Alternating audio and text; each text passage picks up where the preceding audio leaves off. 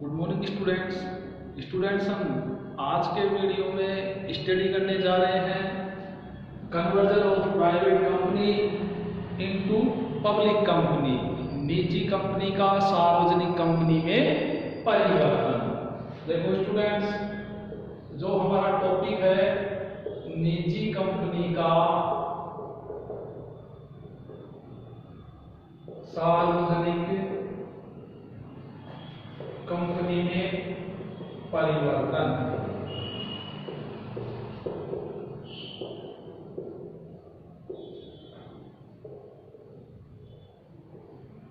Students, हमने पिछले video में जो प्राइवेट कंपनी है उसके परिभाषाओं के बारे में, उसकी विशेषताओं के बारे में, उसको जो कंपनी अधिनियम 2013 है उसके अनुसार प्राप्त जो विशेषाधिकार है या तो छूट है उनके संबंध में हमने स्टडी किया। आज जो हम स्टडी करने जा रहे हैं वो है conversion of private company into public company. एक निजी कंपनी का सार्वजनिक कंपनी में किस प्रकार से परिवर्तन किया जा सकता है। एक जो प्राइवेट कंपनी होती है वो पब्लिक कंपनी में किस प्रकार से कन्वर्ज हो सकती है, उससे रिलेटेड जो प्रक्रिया है या जो प्रोसेस है उसके बारे में हम आज स्टडी करेंगे। तो देखो स्टूडेंट्स, कोई किसी भी जो निजी कंपनी होती है या किसी भी निजी कंपनी को सार्वजनिक कंपनी में परिवर्तित किया जा सकता है, लेकिन इसके लिए जो प्रोसेस है, कौन कौन से कदम उठाए जाते हैं, वो है संचालक मंडल की सभा बुलाना एवं आयोजित करना। नंबर 1 है संचालक मंडल की सभा बुलाना एवं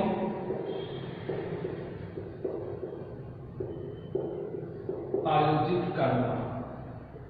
देखो स्टूडेंट्स, एक निजी कंपनी को सार्वजनिक कंपनी में परिवर्तित करते हैं तो उसके लिए जो कदम उठाए जाते हैं उनमें सबसे पहली जो स्टेप है वो है संचालक मंडल की सभा बुलाना एवं आयोजित करना। देखो स्टूडेंट्स, एक निजी कंपनी को सार्वजनिक कंपनी में परिवर्तित करते हैं तो संचालक मंडल की सभा बुलाई जाती है, और जो सभा बुलाई जाती है उसमें कुछ निर्णय लिए जाते हैं।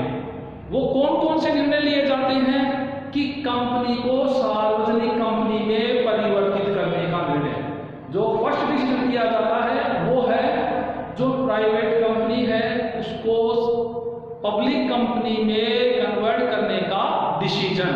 नंबर 2, ऐसे परिवर्तन के कारण जो सेक्शन 2 अंडर सेक्शन 68 है उसकी शर्तों को हटाने संबंधी डिसीजन, क्योंकि सेक्शन 2 अंडर सेक्शन 68 के जो प्रावधान हैं वो निजी कंपनी पे लागू होते हैं, और जब हम एक निजी कंपनी को सार्वजनिक कंपनी में परिवर्तित करते हैं तो ये जो सेक्शन 2 अंडर सेक्शन 68 है इससे संबंधित जो प्रावधान है उनको हटाने संबंधित निर्णय जो कंपनी की जो संचालक मंडल है उसकी सभा में लिया जाता है। नंबर 3, यदि कंपनी में संचालकों की संख्या कम है, जैसे निजी कंपनी में 2 ही होते हैं, लेकिन जब एक निजी कंपनी सार्वजनिक कंपनी में परिवर्तित हो रही है तो संचालकों की संख्या को एक संख्या बढ़ाने के लिए कम से कम कितने 3 करने के लिए, अगर कम होते हैं तो बढ़ाने के लिए भी डिसीजन इसमें जो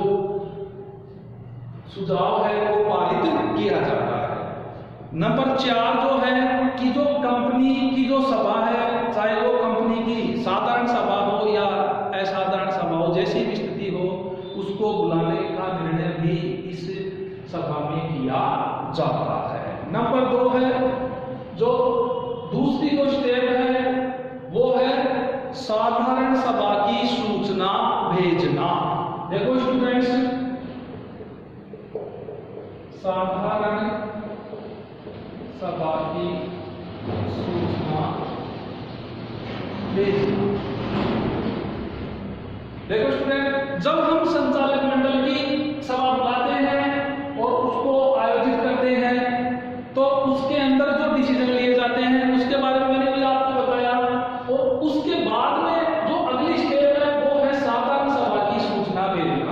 देखो स्टूडेंट्स, सदस्यों को कंपनी की साधारण सभा की जो कंपनी अधिनियम में जो विधि बताई गई है उसके अनुसार साधारण सभा की सूचना भेजी जाती है, और सूचना में, इसी सूचना में कंपनी की सभी जो कार्यावली है और जो कंपनी जो विशेष कार्य से संबंधित जो व्याख्यात्मक विवरण है वो भी इस सभा की सूचना के साथ ही भेजा जाता है। जो मतलब इस सभा के अंदर जो विशेष कार्य किए जाएंगे उनसे संबंधित जो सूचनाएं हैं वो इस सभा की सूचना के साथ ही भेजा जाता है। नंबर 3 है संकल्प पारित करना।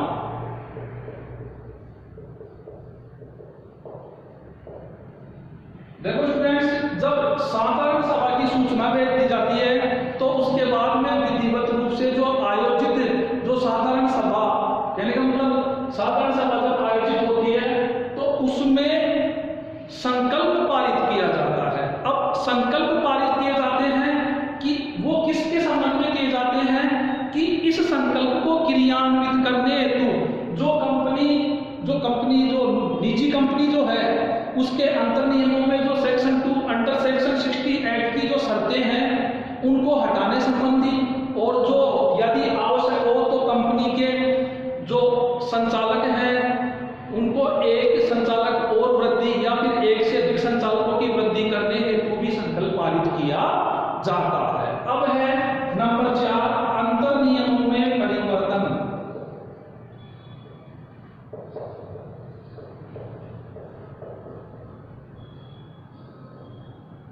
देखो स्टूडेंट्स, अगली जो स्टेप है वो है कंपनी के अंतर नियमों में वो जो है उसमें परिवर्तन किया जाता है। कैसे? अब देखो, अंतर नियमों में परिवर्तन क्यों किया जाएगा? क्योंकि एक निजी कंपनी को सार्वजनिक कंपनी में अगर हम परिवर्तित करते हैं तो जो निजी कंपनी जो सेक्शन 2 अंडर सेक्शन 60 एक्ट से संबंधित जो प्रावधान है उनमें परिवर्तन करना पड़ेगा। जो प्रावधान उसके ऊपर लागू है उनको हटाना पड़ेगा। उसके लिए जैसे मान लो एक निजी कंपनी अपने अंशों को ट्रांसफर नहीं कर सकती, सदस्य संख्या 200 तक सीमित रखती है, और फिर दूसरा जनता को अपनी कंपनी की प्रतिभूतियों को क्रय करने को आमंत्रित नहीं कर सकती। लेकिन ये सभी जो है ये प्रावधान जो है ये निजी कंपनी में लागू होते हैं, और हम जो निजी कंपनी को जो पब्लिक कंपनी में कन्वर्ट करते हैं तो ये सभी सेक्शन जो 2 अंडर सेक्शन 60 एक्ट से रिलेटेड जो प्रावधान है उनको हटाने संबंधी प्रक्रिया अपनाई जाती है।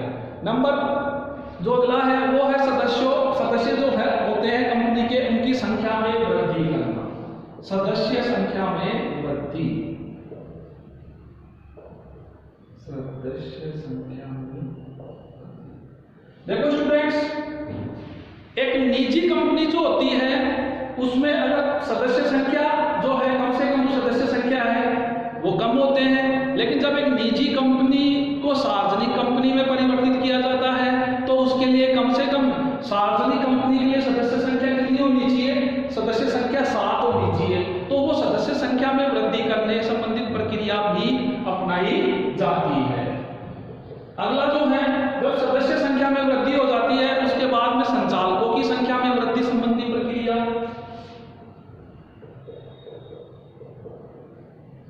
संचालकों की संख्या में वृद्धि।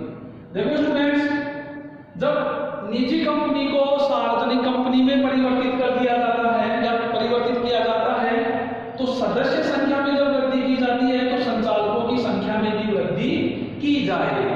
और संचालकों की संख्या में जैसे मान लो निजी कंपनी में संचालक कितने होते हैं? कम से कम 2 ही होते हैं, लेकिन जब उसको निजी कंपनी को सार्वजनिक कंपनी में परिवर्तित किया जाएगा तो उस कम से कम जो संचालकों की संख्या है उसमें वृद्धि की जाएगी। और ये सब जो वृद्धि है वो सभा में इस आशय का एक संकल्प पारित कर लिया जाता है। जो कंपनी की सभा होती है अगर संचालकों की संख्या में वृद्धि की जाती है तो कंपनी की जो सभा है उसमें इस आशय का एक संकल्प पारित कर लिया जाता है। और अगर ये संकल्प पारित नहीं किया जाता है तो जो संचालक मंडल होते हैं इसके जो अतिरिक्त संचालक हैं वो उसकी नियुक्ति करने हेतु इस आवश्यकता की पूर्ति कर सकते हैं। जो कंपनी के संचालक मंडल होते हैं वो इस आवश्यकता की पूर्ति कर सकते हैं। अब है रजिस्ट्रार होता है उसको प्रलेखों की सुपूर्ति करना कि कि जब एक निजी कंपनी जो होती है उसको सार्वजनिक कंपनी में कन्वर्ट किया जाता है तो उससे संबंधित जो प्रलेख होते हैं वो किसको सुपुर्द किए जाते हैं? रजिस्ट्रार को सुपुर्द किए जाते हैं। तो जो अगली जो स्टेप है वो है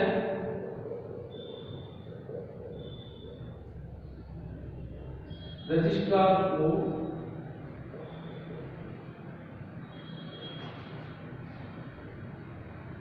सुपुर्द करना।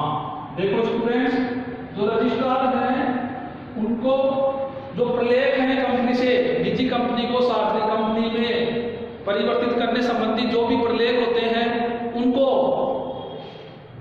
ये जो प्रक्रिया है उसमें कितने दिनों के भीतर, कहने का मतलब जो निजी कंपनी को सार्वजनिक कंपनी में परिवर्तित करने संबंधी जो संकल्प पारित करने की, मतलब जो कंपनी की सभा है उसमें कंपनी को, निजी कंपनी को सार्वजनिक कंपनी में परिवर्तित करने संबंधी जो संकल्प पारित कर लिया गया है उसके 15 दिनों के भीतर जो कंपनी रजिस्ट्रार होता है उसको ये सभी प्रलेख सुपुर्द कर दिए जाते हैं। किसको?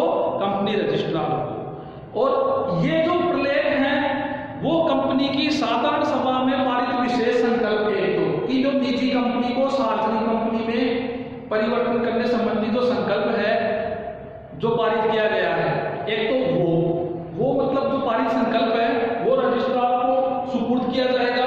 और नंबर 2 है कंपनी के परिवर्तित जो अंतर नियम है उसकी मुद्रित प्रतिलिपि की कंपनी के एओए में चेंजेस कर दिया गया है। क्योंकि पहले कंपनी निजी थी, अब पब्लिक कंपनी बनने जा रही है, तो उससे संबंधित जो कंपनी के जो एओए होता है, अंतर नियम जो है उनमें परिवर्तन करने संबंधित जो मुद्रित जो परिवर्तन किए गए हैं उनकी प्रिंटेड जो कॉपी होती है, जो प्रतिलिपि है, वो भी रजिस्ट्रार को प्रलेखों के साथ सुपुर्द की जाती है। अब है निजी कंपनी की समाप्ति। अच्छा देखो स्टूडेंट्स, जो रजिस्ट्रार को ये प्रलेख सुपुर्द किए जाते हैं उसके लिए एक फॉर्म होता है, फॉर्म नंबर INC 27, और इसके लिए जो निर्धारित शुल्क होता है वो भी देना पड़ता है, ये ध्यान रख लेना। ये फॉर्म नंबर INC 27 निर्धारित शुल्क के साथ उसमें मतलब ये सारी डिटेल भर करके दी जाती है। और जो मैंने आपको बताया है जो कंपनी की सात सभा में पारित संकल्प है उसकी प्रतिलिपि और अंतर नियमों में परिवर्तन संबंधित जो परिवर्तन किया गया है उसकी प्रतिलिपि इस फॉर्म के साथ लगाई जाती है। अब है निजी कंपनी की समाप्ति। जो अगला निजी कंपनी की समाप्ति। देखो स्टूडेंट्स, जब एक निजी कंपनी को सार्वजनिक कंपनी में परिवर्तित किया जाता है तो निजी कंपनी को, जब जो भी निजी कंपनी होती है वो अपने अंतर नियमों में सभी परिवर्तन कर लेती है, तो जब वो निजी कंपनी अपने अंतर नियमों में परिवर्तन कर लेती है तो ऐसे परिवर्तन की तिथि से ही उस निजी कंपनी को समाप्त माना जाता है और वो किस में परिवर्तित हो जाती है? सार्वजनिक कंपनी में परिवर्तित हो जाती है। अंतिम जो स्टेप है वो है, अंतिम स्टेप है कि कंपनी के नाम से जो प्राइवेट शब्द है उसको हटाना। तो देखो, कंपनी के नाम से प्राइवेट शब्द को हटाना। देखो स्टूडेंट, जब एक निजी कंपनी सार्वजनिक कंपनी में परिवर्तित हो जाती है, जो एक प्राइवेट कंपनी पब्लिक कंपनी में कन्वर्ट हो जाती है, तो उस कंपनी के नाम से जो प्राइवेट शब्द लगा हुआ रहता है उसको हटा दिया जाता है। तो देखो स्टूडेंट्स, इस प्रकार से एक निजी कंपनी को सार्वजनिक कंपनी में परिवर्तन करने संबंधी जो प्रक्रिया है वो इस प्रकार होती है। सबसे पहले संचालक मंडल की सभा बुलाना और उसको आयोजित करना और उसमें कुछ डिसीजन जो होते हैं वो किए जाते हैं, वो मैंने आपको बताए। नंबर 2, साधारण सभा की सूचना भेजना। नंबर 3, संकल्प पारित करना, अंतर नियमों में परिवर्तन करना, सदस्य संख्या में वृद्धि करना, संचालकों की संख्या में वृद्धि करना,